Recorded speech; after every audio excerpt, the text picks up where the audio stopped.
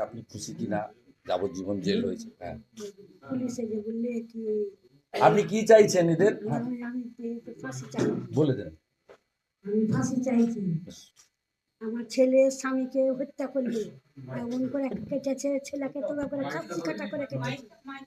আমার স্বামীকে তো একবারে বুককে চিড়ে দিলে, কি দিয়ে যে চিনলে, এই দিয়ে কুড়োল দিয়ে কাটলে কি ভোজালি দিয়ে কাটলে। আমার স্বামীকে লাককে একবারে একটা পাথর ছুড়লে, পাথর এখানে লাক ফেটে গেল। তারপরে আমার এখানে মেলে পাথর ছুঁড়ে একবারে, আর দরজা কাছে কেটে ফেলিয়ে দিলে, একবারে কিছু ছিল না। মমতা যাবে বলে যে রেখে রেখে বলে রাতে একটা সময় পিন কাটা দিয়ে মেরে দুদিকে পাইমান মেরেছে।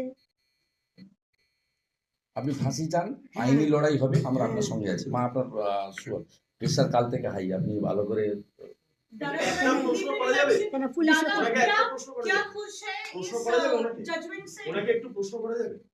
পুলিশও তো বললে কি আমরা ফাঁসি দিব। প্রশ্ন আমি করে দিচ্ছি, আপনি বলুন।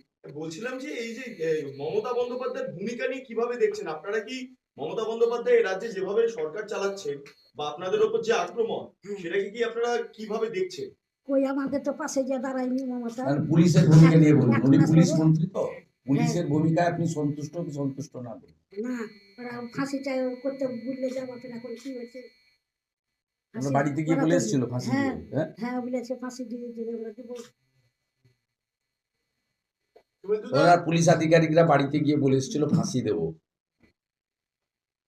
উনি ওই কথাই বলেছেন। কেন তো বললে কি আজ রায় বাড়াবে না। ঠিক আছে, বলিए हिंदी में बोलिए। শুভেন্দুদা, আজ